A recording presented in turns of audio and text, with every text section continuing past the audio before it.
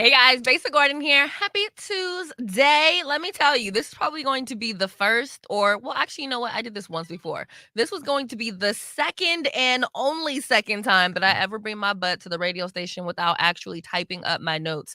I know that I have some notes somewhere. Hold on. However, these are not the notes the way that I really like for them to be written out, but it's at least enough to keep me on task. It's nothing worse than doing a video and just being all over the place. You know what I'm saying? So today we gotta talk about Breonna Taylor, Beyonce, Irv Gotti versus the internet, because for some reason he keeps talking about his relationship with Ashanti. And we also have to talk about some upcoming interviews that we are going to have right here on the Rewind with Besa, which I cannot wait to not only drop, but some of them are still coming up. So I have an interview that I'm doing tomorrow, and then I have an interview that I'm doing on Thursday. So yeah, we're gonna get into all of that today on the Rewind with Besa. Okay, stay locked.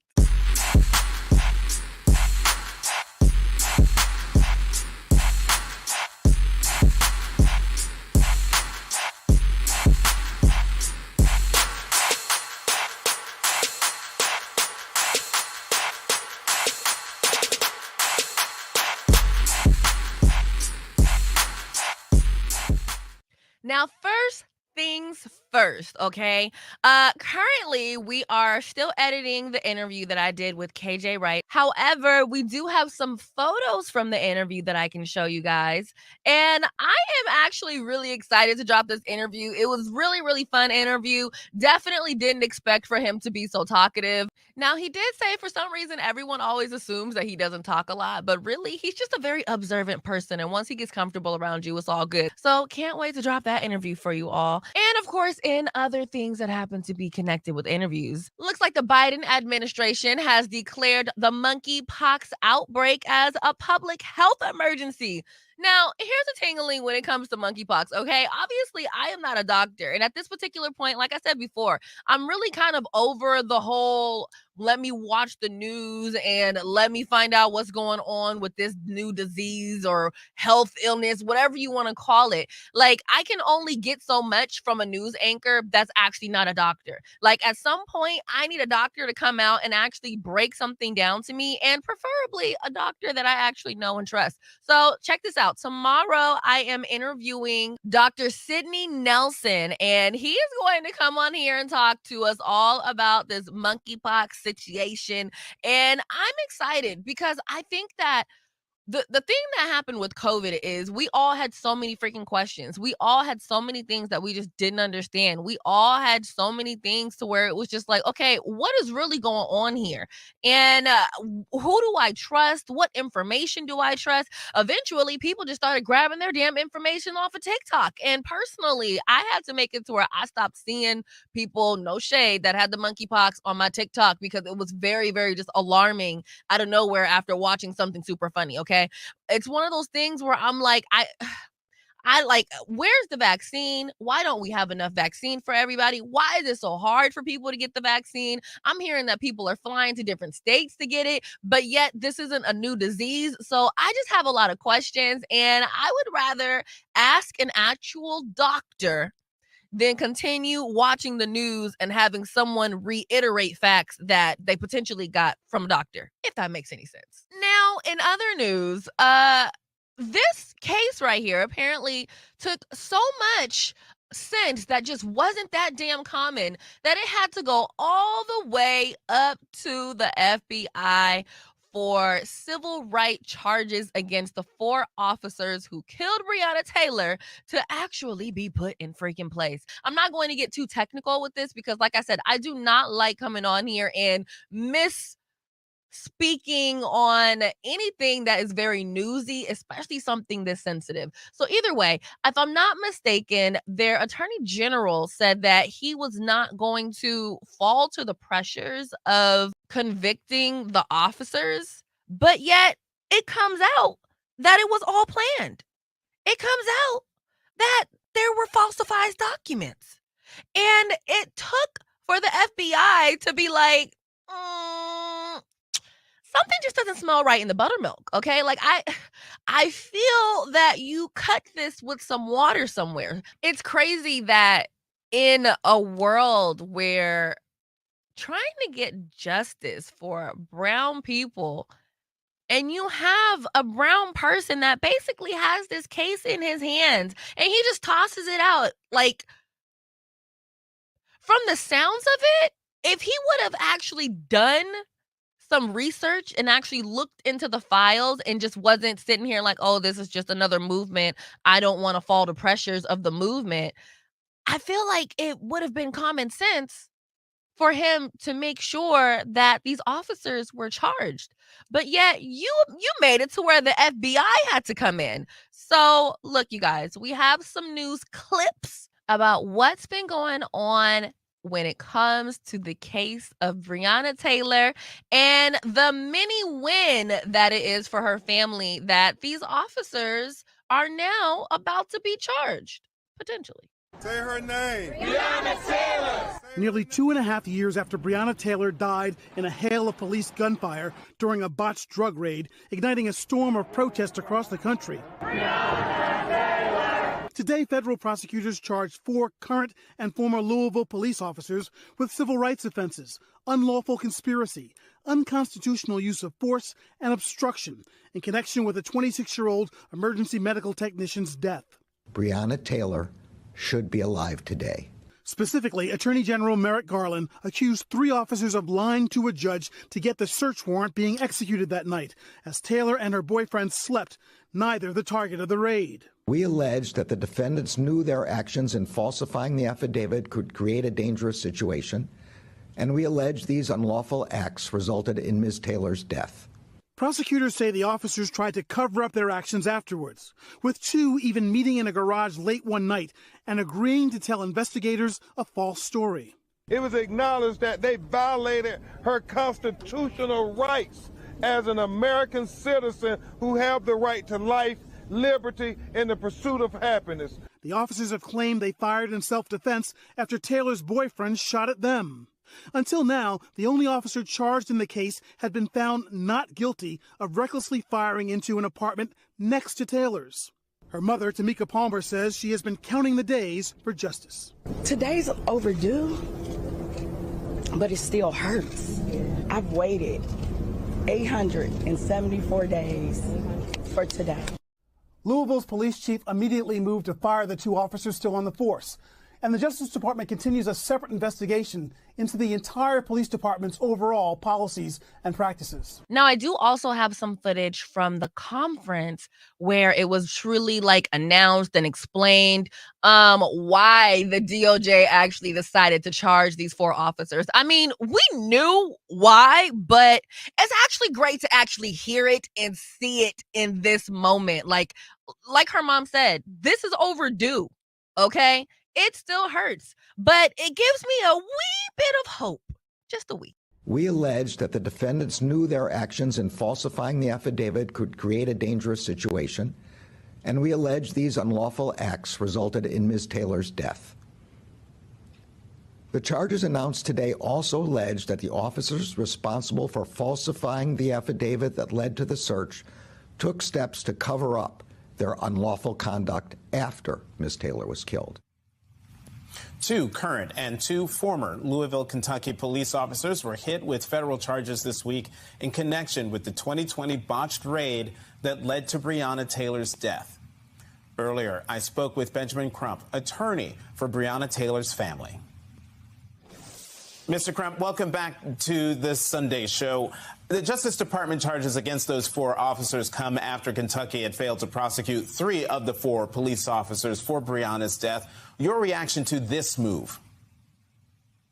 Well, Jonathan Capehart, my reaction and the family's reaction is first, thank God that Kentucky Attorney General Daniel Cameron did not have the last word in relations to whether or not Breonna Taylor would get justice.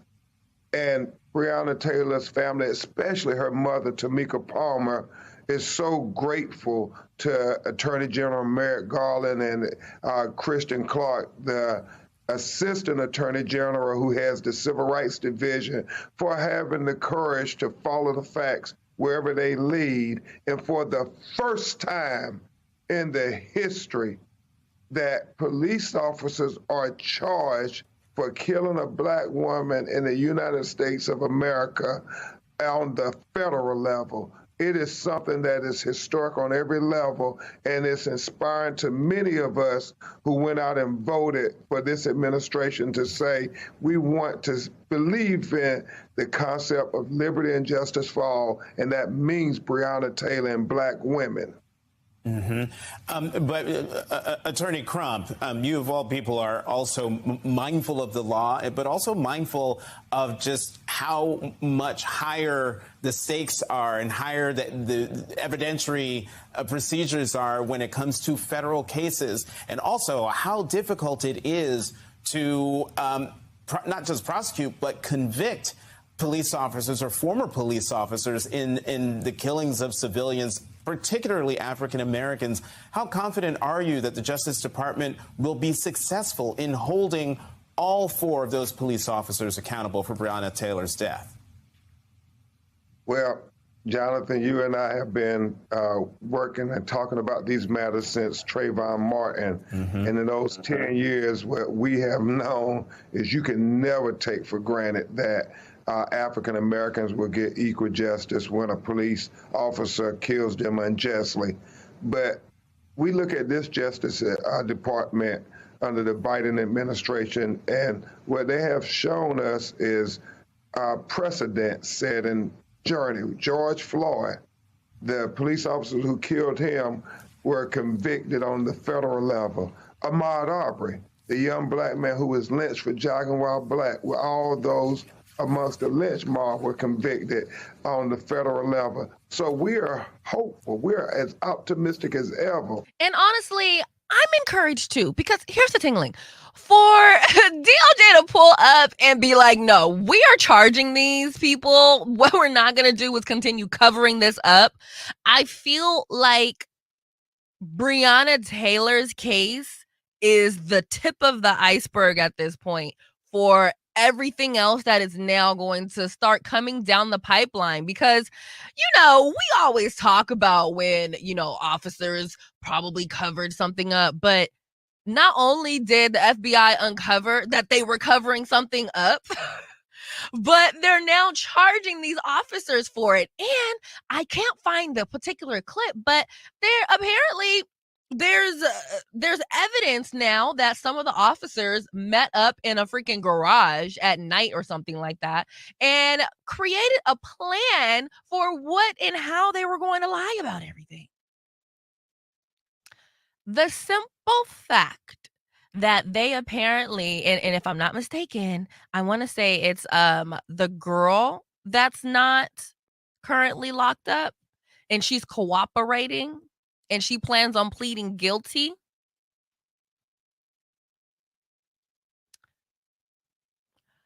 Clearly, somebody is speaking, okay? I am very, very intrigued to see what is going to play out. I'm very, very intrigued to see if there's going to be jail time or what kind of jail time that they can get. When it comes to things like this, I definitely am going to now also look for an attorney to talk to about something like this, because I really want to get real technical. Like, not so technical to where it's boring, but I want to know, like, what are these officers facing? Is there a statute of limitation here? Like, I don't like just spewing out things because I feel like it becomes confusing and it kind of like waters down what's happening right about now. And what's happening right now is someone like me, I really do want to know what's next, and also who else can potentially get in trouble for something like this? Because obviously, if it had to get all the way up to the FBI, there's a few layers in here of different people that were covering up this situation and all knew about it. So I really want to know who else is in trouble for this. So I'm going to keep you guys posted on whenever I get someone that is a expert guest that can let us know what else is going on in this Breonna Taylor case. Real quick, you guys, before I show you the Hamilton preview, because, I got to remind you guys, you'll see Hamilton, I want to remind you of the Friends of Waterfront Events, okay? These are great events. They're free. Heck, we got Madaraka Festival going on the 13th, and that's going to be a schmoody wood. So, of course, as I always say, if there's a day and you just feel like, you know what, I don't really know what I want to get into today, go on over to this website, okay? This right here, waterfrontparkseattle.org. hit up the events page and make sure you find yourself an amazing event to go to and enjoy your best life over at Pier 62 while the sun is still out. Because don't get me wrong, it's not a bad thing to be over on the water when it's like in October, but you know, good and well feels real good when it's 85 degrees and you are on Pier 62. Anyway, you guys, we're gonna go do a quick commercial break, and when we come back, we gotta talk about Beyonce, Irv Gotti, and you know what? I might even have to toss in Marshawn Lynch. Stay locked to Rewind with Besa. I'm past patiently waiting, I'm passionately smashing every expectation, every action's an act of creation. I'm laughing in the face of casualties and sorrow. For the first time I'm thinking past tomorrow. And I am not throwing away my shot. I am not throwing away my shot. Hey, yo, I'm just saying my country, I'm not scrappy and hungry, and I'm not throwing away my shot. We're gonna rise up, it's time to take a shot. We're gonna rise up, it's time to take a shot. We're gonna rise up, rise up. It's time to take a shot. Rise up, rise up, take a shot. Rise up, it's time to take a shot. Rise up, take a shot, shot, shot. Hey, it's time to take a shot, time to take a shot. And I am not throwing away my shot. Welcome back to the Rewind with Besa. Happy Tuesday. So look at this, you guys. Beyonce apparently scored her 7th #1 album with Renaissance and her first solo Hot 100 song since, get this, 2009 with Break My Soul, along with all 16 songs from Renaissance simultaneously charting. Like, how freaking dope is that? You know what's so crazy? When Renaissance first came out, a lot of people were like, oh, I'm not really feeling it. And even I was just like, I don't even think I necessarily said that I wasn't feeling it.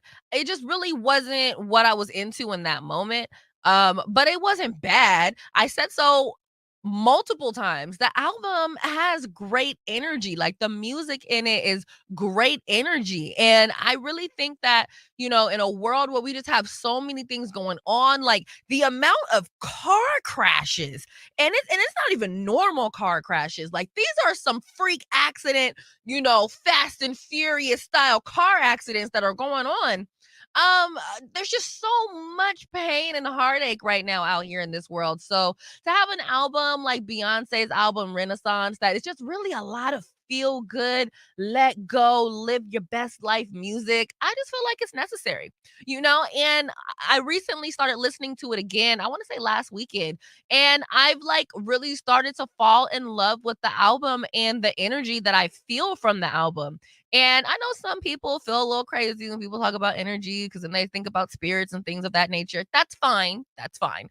But at the end of the day, there is an energy behind this album. And I feel like the people that are supposed to get it will get it. And the people that aren't supposed to get it just won't. And that's okay.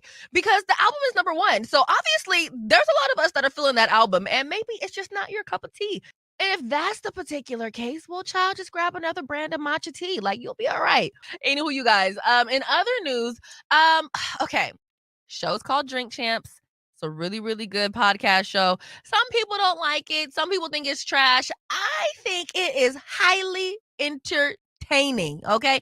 In a world where, for the most part, artists, when they go and they do these interviews, it's almost as if, you know, they have to be their best selves. They have to be on their best behavior. But it's something about this Drink Champs, and I know it's not just the drinks. There are plenty of podcasts that have liquor and weed on there, and it doesn't always go this left, except for when you're on Angela Yee's Lip Service. Sometimes her podcast can go a little left. Either way, I feel like the way that I personally found out about Drink Champs was a viral moment. And I think it might have been one with Big Sean, or maybe it was the Kanye West interview, actually. And I think that's, I don't want to say that put Drink Champs on, but it definitely brought Drink Champs to my radar because I'd been seeing it before, but I never took the time to watch it because the episodes are literally always 2 to 3 hours. And as as the episodes go on, the people get drunker and drunker and they start saying more. So yeah,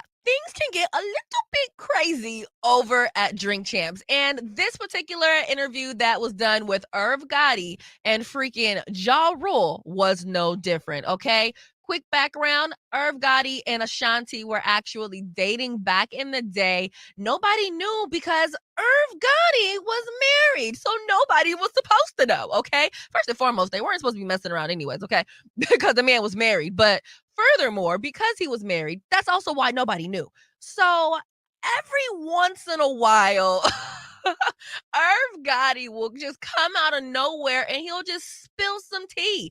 Well, in this particular case, he spilled some tea that Fat Joe did not actually appreciate, okay? I am going to show you a series of videos from Fat Joe, and the videos are literally going to flash back and forth between Fat Joe's rants and what actually happened on Drink Champs. So tune in, grab some popcorn, because you know what I always say, drama is always good when it has nothing to do with you.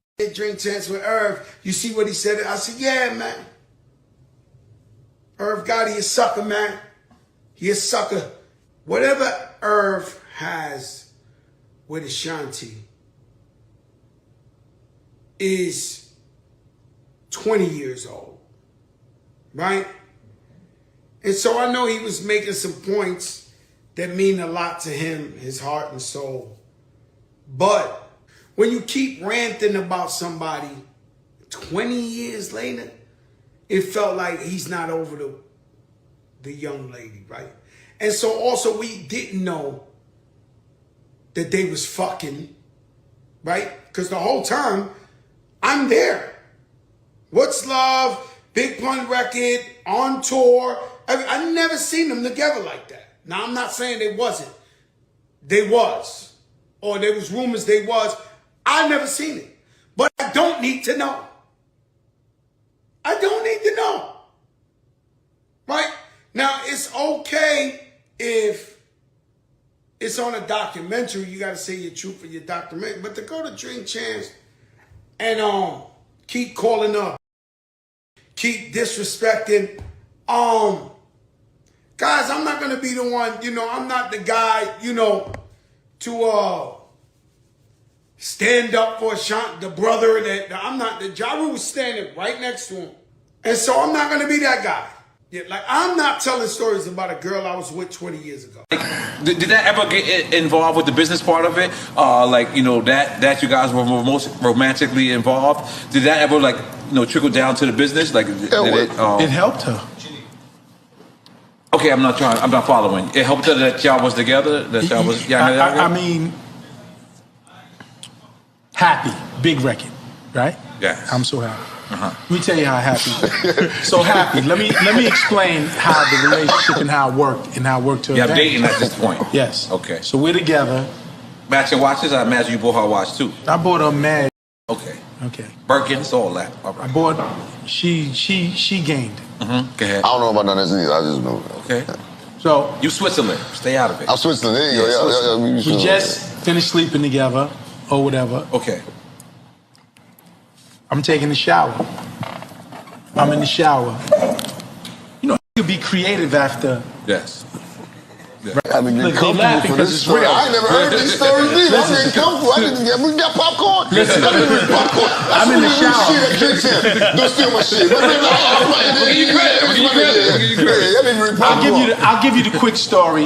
Cool. You can see the full story on the Murder Inc. documentary. That's going to be premiere on BET. That's premiere on BET. Yeah. I think of the whole track in the shower.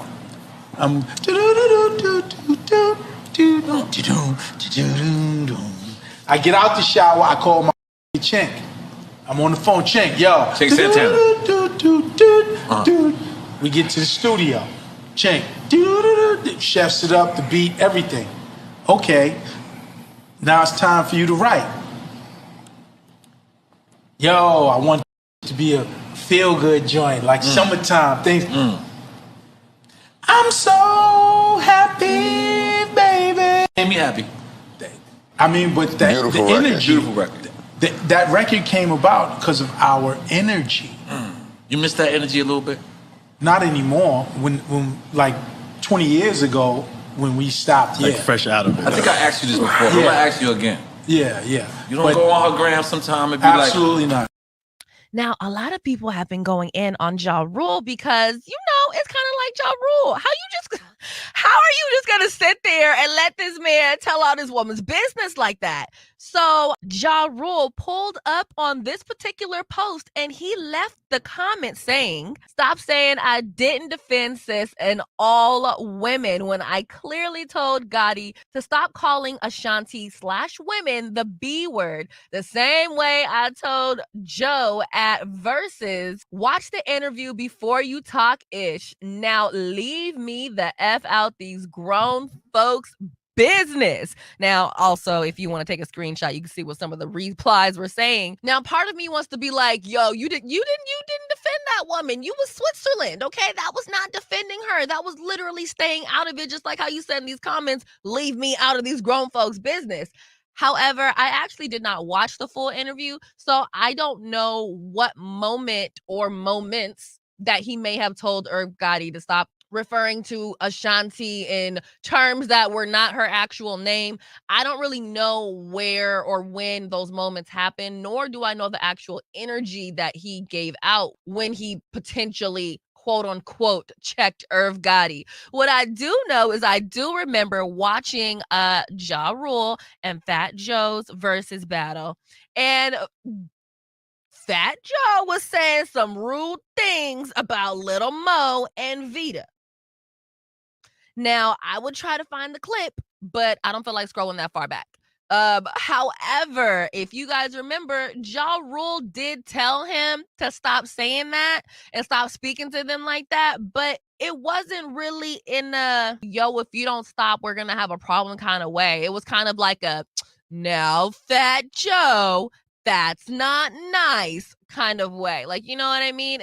I don't know. So we're going to keep an eye on this situation because really, shout out to Fat Joe for coming out and saying every single thing that we've been thinking, which is, why are you still talking about this woman? You, first of all, sir, you were married back then. There's another clip where he's talking about how he was upset and how he found out that Ashanti was dating Nelly while he was watching a NFL game or something like that, or a basketball game.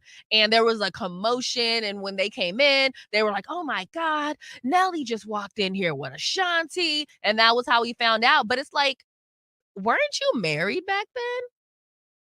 And so my whole thing is,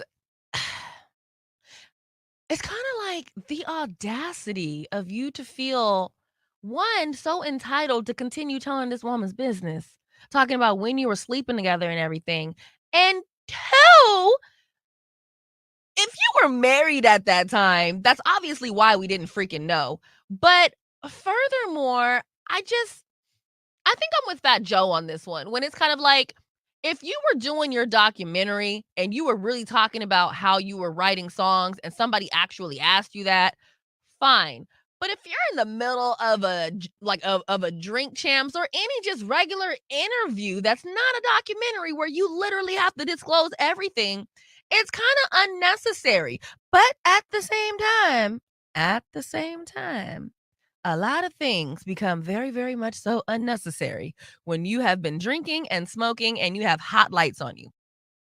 I'm going to be on the lookout for if Irv Gotti actually decides to apologize, or if he comes out and he says anything, or if he's like, yo, I recently talked to Ashanti, because I've never really heard Ashanti say anything aside from, I think it was like things about her contract, or Irv Gotti not releasing like certain parts of her music to her so that way she could redo her music. So she's been trying to redo her album so that way she can get her masters, and I guess he won't sell her masters. Like, there's some like real contractual things going on there, which is unfortunate, especially when it's like, damn, even the dude that you're sleeping with is even doing you bad. Like, that is real janky. That's real jacked up. And I definitely feel bad for her. And it makes total sense as to why she wanted to try to record her album. But I just feel like when artists have to re-record their album, a lot of the times it's just not the same, especially when you have these musics where in this particular moment, they was on some kind of a euphoric high, if you know what I mean, okay? So, or if you have a song where you really were heartbroken, like it's very, very hard for you to sometimes sing a heartbroken song when you're not heartbroken over that one particular person anymore. It's like it's a different kind of energy, you feel me? So I don't really know what's going to happen. I'm going to keep a lookout for the next time that any of these people, Fat Joe, Ashanti, Irv Gotti, Ja Rule, heck, even Nori, see if he comes out and says anything, talks about this interview, because I'm curious. It's like, Irv Gotti, why do you keep telling this lady's business? Every so often he pops up and says something about Ashanti. And honestly, I feel like the only thing that Ashanti really ever says about Irv Gotti is the fact that she wants her masters. All right, you guys, so we're going to go to another commercial break. And when we come back, we got to talk about this whole Marshawn Lynch thing. Stay tuned. Hey guys, Besa Gordon here. And before heading to Belize, Trey Holiday and I had to make sure we linked up with our good friends over at Market Street Shoes to, of course, grab a few things for the trip. From bags to socks, shoes, sunglasses, earrings, and more. Before going on any trip, make sure you stop at Market Street Shoes. Trust me, you'll find just what you need to make your trip not only enjoyable, but fashionable.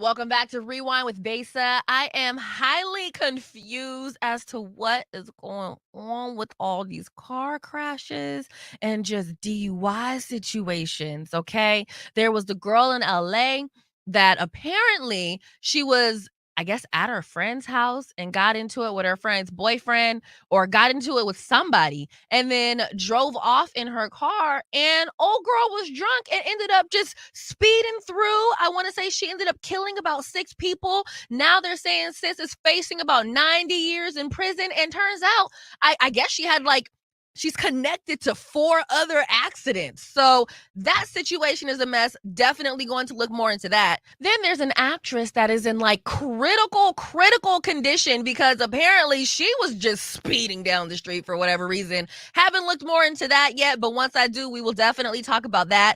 And now we got Marshawn Lynch, former Seahawk, who basically got arrested in Vegas on a freaking DUI. And catch this, when he got pulled over for the DUI, they're saying, and actually not even saying, child, they got pictures of it, okay? His car had missing wheels and flat tires. Now, according to the Neighborhood Talk, former NFL running back Marshawn Lynch was arrested in Las Vegas Tuesday on suspicion of driving under the influence. Lord. According to reports, Marshawn was pulled over around 7:25 a.m. near the Las Vegas Strip on Fairfield Avenue and West Utah Ave.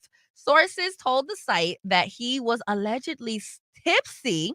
Sources told the site that he was allegedly tipsy as hell and was driving onto curbs. Yeesh.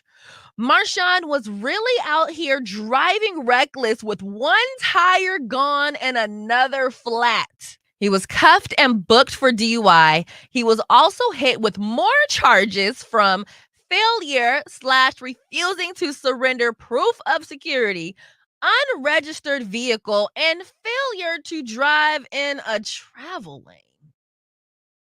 Lord, oh, and then, like I said earlier, then there's rumors that the freaking Breakfast Club is gone.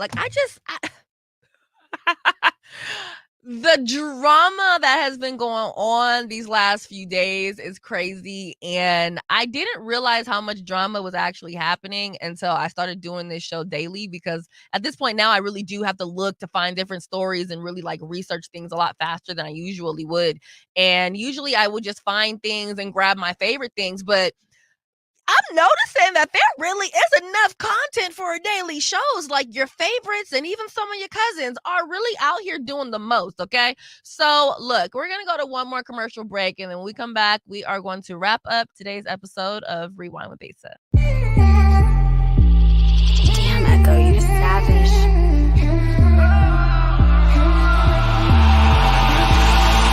Big Mac, baby, eating that roof, Chris. Short temper, so you know I'm kinda ruthless. Bad man roll one, time to elevate. Yeah, part-time smoker when I medicate. Big step, a couple hoes up in the Dino. Fly 'em out to Vegas, couple just in the casino. Mean up, I had to earn it, others buy it, money burning. I work harder, I deserve it. You a groupie, you a bird. I'm a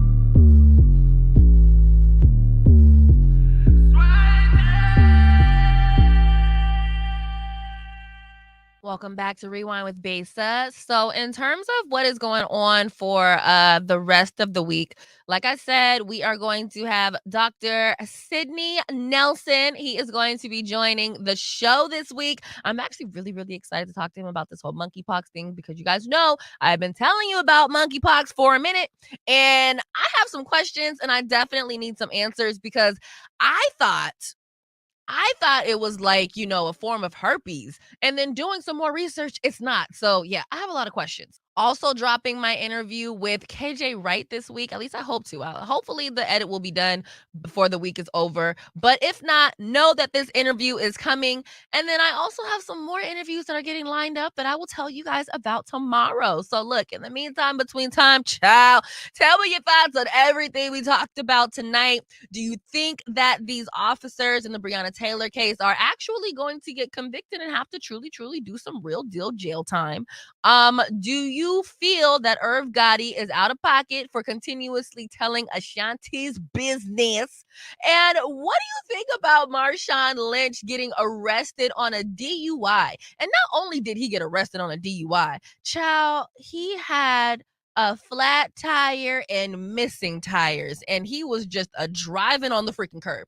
Like, you can't make some of these things up, all right? Tell me your thoughts about everything that we talked about today.